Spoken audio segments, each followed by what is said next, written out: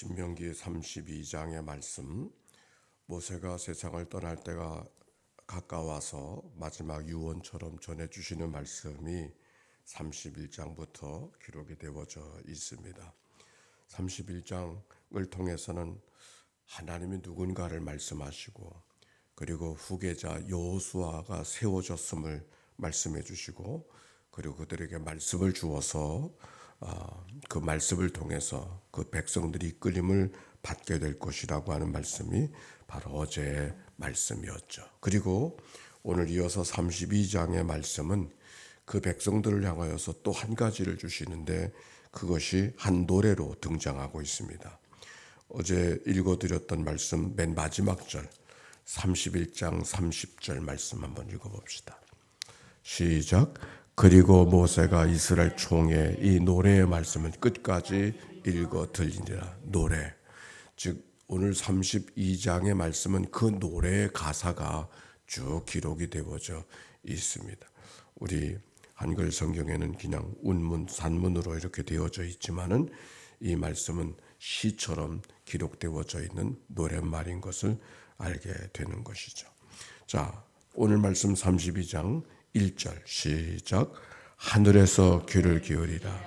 내가 말하리라. 땅은 내 입의 말을 들을지어다. 하늘과 땅을 향한 노래를 모세가 들려주고 있는 것이에요. 하늘이여 들으라. 땅이여 들으라.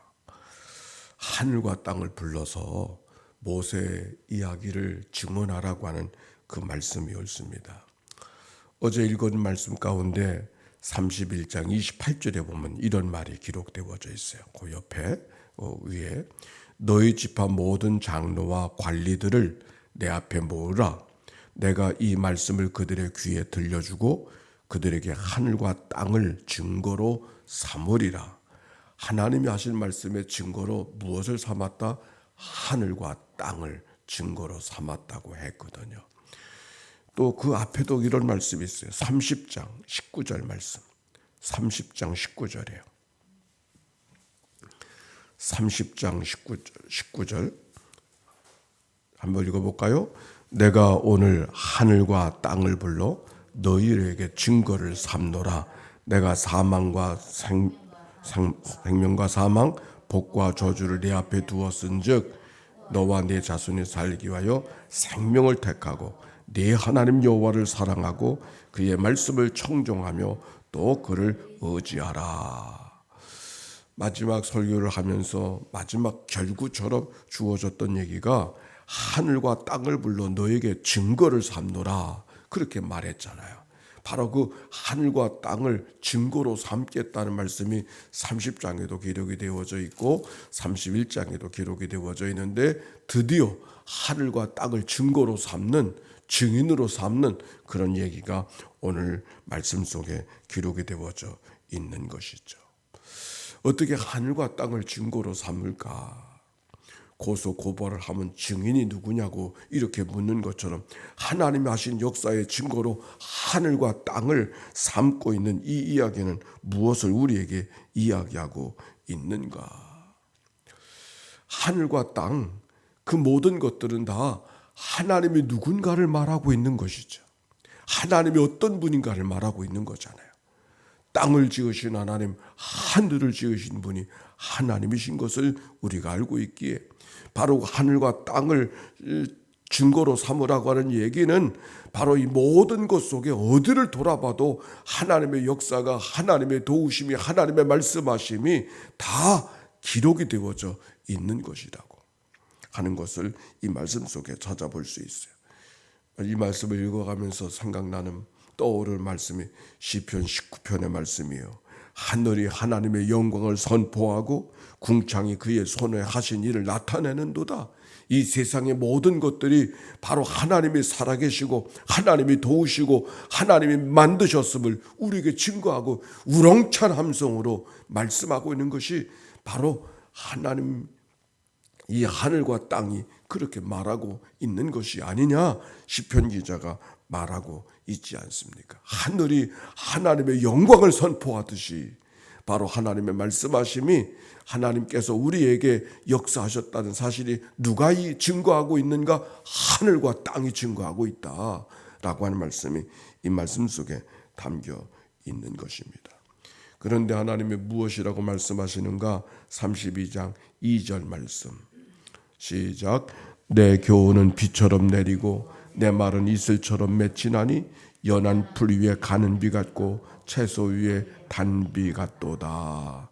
내 교훈은 비처럼 내리고, 하나님의 교훈이 비처럼 내리고, 내 말은 광야에 비처럼 내리는 게 얼마나 귀하게 여겨지겠습니까? 내 말은 이슬처럼 맺히나니 연한 풀 위에 가는 비 같이 같고, 이 가는 비 같다고 하는 말은 이렇게 번역을 하니까 이게 참 가는 비가 무슨 말인가 그렇게 이해가 잘 안 되는데, 가는 비는 잠깐 지나가는 비란 말이요. 소낙비, 지나가는 소낙비 같은 그런 의미가 이 말씀 속에 담겨 있는 거예요. 연한 풀 위에 소낙비 같고 채소 위에 단비 같도다.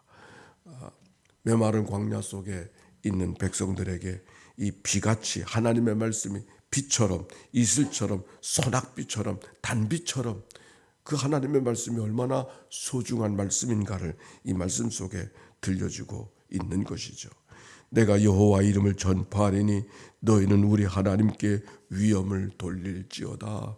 위대하고 강하신 주님, 우리 하나님께서 우리에게 이렇게 말씀하고 계심을 그들이 알아들어야 된다 하는 얘기가 노랫말을 통해서 백성들에 들려주는 이야기가 오늘 성경에 있는 말씀이에요. 4절 시작. 그는 반석이시니 그가 하신 일이 완전하고 그의 모든 일이 정의롭고 진실하고 거짓이 없으신 하나님이시니 공의로우시고 바르시다. 하나님이 누군가? 반석이시요. 하나님의 반석이라고 하는 말이 무슨 말입니까? 변함이 없다 그 말이죠. 든든하신 하나님, 변함이 없으신 하나님, 그가 하신 일이 완전하고 그의 모든 일이 정의롭고 진실하고 거짓이 없으신 하나님이시로다. 하나님이 하신 일이 완전하시고 거짓이 없고 정의롭고 진실하고, 이 말씀을 읽을 때 어떤 생각이 듭니까? 두려워하지 말라. 강하고 담대하고 두려워하지 말라고 말씀하고 있는 것은 그 백성들이 뭔가 지금 두려움 속에, 걱정 속에, 염려 속에 있음을 전제하고 있다고 얘기했어요. 이 말씀 오늘 반석이 그가 하신 일, 하나님이 하신 일이 완전하고 하나님이 하신 모든 일이 정의롭고 진실하고 거짓이 없으신 하나님이시니 공의롭고 바르시도다. 이 말씀이 무슨 말씀인고 하니, 때때로 우리가 하나님의 일을 생각해 보면 하나님이 어찌 이러실 수 있나 이런 생각이 들 때가 있단 말이죠. 하나님이 어찌 이러실 수 있나 이런 생각이 들 때가 있다는 말이에요. 하나님이 실수하셨나 보다 이런 생각이 들 때가 있다는 말이죠. 그러나 우리가 하나님이 어찌 이러실 수 있는가, 하나님이 어떻게 처사가 이러신가, 하나님이 지은 세상에 어떻게 이런 일들이 백주에 일어날 수 있는가, 하나님이 하신 일인가 과연, 이런 생각이 들 때가 있고 느껴질 때가 있지만, 그때도 너희가 몰라서 그렇지 하나님은 완전하신 분이고 하나님은 실수가 없는 분이고 하나님은 온전하신 분이라고 하는, 정의로운 분이라고 하는 그런 말씀이 오늘 성경 속에 기록이 되어져 있는 것이죠. 하나님이 완전하시다. 때때로 하나님이 완전하게 보이지 않을 때가 있잖아요. 우리가 살아가면서 하나님이 살아계신 세상에 어떻게 이런 일이 만들어질 수 있는가 이럴 때가 있잖아요. 그러나 그때도 하나님은 완전하시다 라고 하는 가르침이 노랫말을 통하여 이스라엘 백성들에게 증거가 되는 것이죠.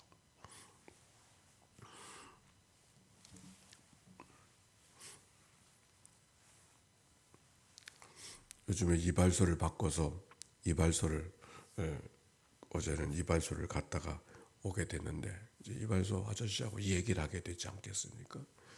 이발하신 지 얼마나 됐느냐 했더니 이 자리에서만 40년이 됐다고 이제 그래서 이제 옛날 얘기를 하게 됐는데 그분이 마침 그냥 모르고 갔는데 교회 권사님이시더라고요. 권사님이시라. 그게 어느 교회 다니느냐 그랬더니 어느 교회를 다닌다고. 그러면서 물어본 것도 아닌데 그 교회를 우리 아이 때문에 다니기 시작을 했는데 이제 그렇게 신앙생활 하다가 권사가 됐다고. 그러면서 자기 아이 얘기를 하는 거예요. 그 아이가 일찍 세상을 떠났다는 거예요. 무슨 백혈병인가 이렇게 돼가지고 일찍 세상을 떠났다고. 그러면서 하는 얘기가 그 아이 때문에 우리 집안이 다 예수 믿게 되어졌고 많은 사람들이 구원받게 됐다고 이야기하면서 죄악 세상에 하나님께서 더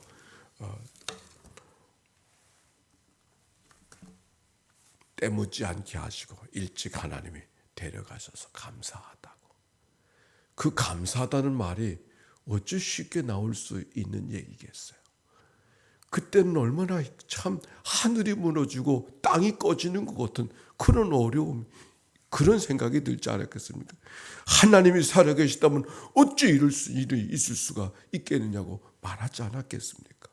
근데 지나놓고 보니까 그 아이 때문에 자기도 예수 믿게 되어졌고 그 아이 때문에 집안들이 다 예수 믿게 되어져서 편안하게 하나님께서 그 아이를 일찍 불러가시고 그 아이 때문에 우리 집안이 구원받게 된 것을 오히려 감사하고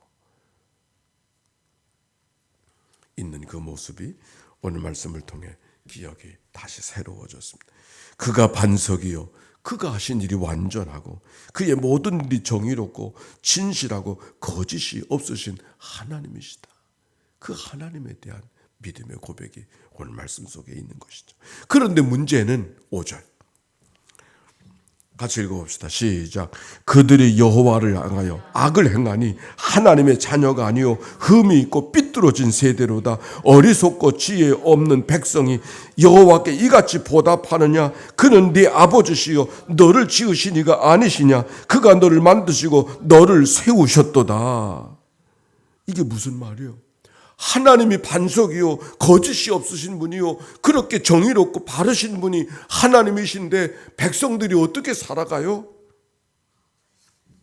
악을 행하고 하나님의 자녀가 아닌 것처럼 살아가고 흠이 있고 삐뚤어진 세대로 살아가고 있음을 탓하고 있는 것이죠. 어리석고 지혜 없는 백성이 되어져서 하나님을 향하여 그럴 수 없는 보답을 하게 되어지고 그가 네 아버지요 지으신 이가 있음에도 불구하고 너를 만드시고 너를 세우신 분이 하나님인데도 불구하고 그렇게 하나님 앞에 영광을 돌리지 않고 살아가고 있다. 배은망덕하게 부패한 백성이 되어 살고 있다라고 하는 이야기죠. 앞에 있는 말씀 속에서도 하나님이 그들을 출애굽해서 광야 가운데 인도해 주시고 만나와 맷줄을 먹이시고 입혀 주셨지만 그들이 하나님 앞에 무너진 자가 되어지고 쫓겨난 자가 되어져서 그 땅을 잃어버리게 될 것이다. 그러나 회개하고 돌아서면 하나님께서 너희들을 포로 가운데서 해방시켜 주실 것이라는 말씀을 이미 해 주셨잖아요. 우리가 하나님의 은혜 속에 있음에도 불구하고 그 은혜를 은혜로 알지 못하고 살아가는 백성들이 되어질 거라고 하는 이야기가 예언처럼 경고의 말씀으로 주고 있는 이야기가 오늘 성경에 있는 말씀 모세의 노래를 통해서 이야기되고 있는 거예요. 그런데 이 말씀이 그렇게 될 거라고 하는 이야기를 하고 있는 것은 무엇인가? 결국 너희들이 하나님을 떠나고 하나님 앞에 부패한 백성이 되어지고 배은망덕한 인생이 되어지지만 결국은 하나님이 다시 너희를 되찾으실 거라고. 결국은 하나님이 너희를 불러내실 것이라고. 결국은 너희들을 하나님이 끌어안으실 거라고 하는 말씀이 오늘 긴 말씀 속에 담겨 있는 이야기였습니다. 그래서 쭉 읽어가다 보면 12절에도 보니까 11절 11절 말씀 읽어봅시다. 시작. 마치 독수리 자기 보금자를 이어지럽게 하며 자기 새끼 위에 너풀거리며 그의 날개를 펴서 새끼를 받으며 그의 날개 위에 그것을 없는 것 같이 여호와께서 홀로 그를 인도하셨고 그와 함께한 다른 신이 없었도다. 독수리가 새끼를 날라 업어 구원해 주시는 것처럼 멸망의 자리로 떨어지는 그 독수리 새끼를 업어 날르는 것처럼 하나님을 알지 못하는 백성들이 자행자지하고 배은망덕하게 살아갈지라도 하나님이 그들을 끌어안으실 것이라고 하는 이야기가 오늘 말씀 속에 담겨져 있는 것이죠. 39절 시작. 이제는 나 곧 내가 그인 줄 알라. 나 외에는 신이 없도다. 나는 죽이기도 하며 살리기도 하며 상하기도 하며 낫게도 하나니 내 손에서 능히 빼앗을 자가 없도다. 43절 시작. 너희 민족들아 주의 백성과 주께서 그 종들의 피를 갚으사 그 대적들에게 복수하시고 자기 땅에 자기 백성을 위하여 속죄하시리로다. 할렐루야. 아멘. 따라서 합시다. 은혜가 이긴다. 그 한마디를 이야기하려고 하는 거예요. 결국은 은혜가 이긴다. 때로는 어지러운 일이 찾아오고 안타까운 일이 찾아오고 질병이 찾아오고 눈물 나는 일이 찾아오고 배은박덕한 일이 찾아오지만 결국은 은혜가 이긴다. 내가 하나님을 붙잡는 손이 강한 거예요? 하나님이 나를 붙잡아 주시는 손이 큰가요? 하나님이 나를 붙잡아 준 손이 큰 거 아니에요. 오늘 성경은 바로 그것을 노래로 기억하고 기억하라고 하는 말씀이 모세가 백성들에게 남겨주는 이야기, 마지막 이야기가 오늘의 말씀이 옳습니다. 우리 함께 기도하십시다. 은혜가 이긴다. 너희가 그 은혜를 인하여 믿음으로 말미암아 구원을 얻었나니 이것이 너에게서 난 것이 아니라 하나님의 선물이라고 말씀해 주었습니다. 오늘도 때때로 여러 가지 일들이 있지만 하나님의 은혜가 나를 이기게 하시는 줄로 믿습니다. 이 믿음의 고백을 갖고 하나님 앞에 다가서는 이 아침이 되기를 바랍니다. 기도합니다.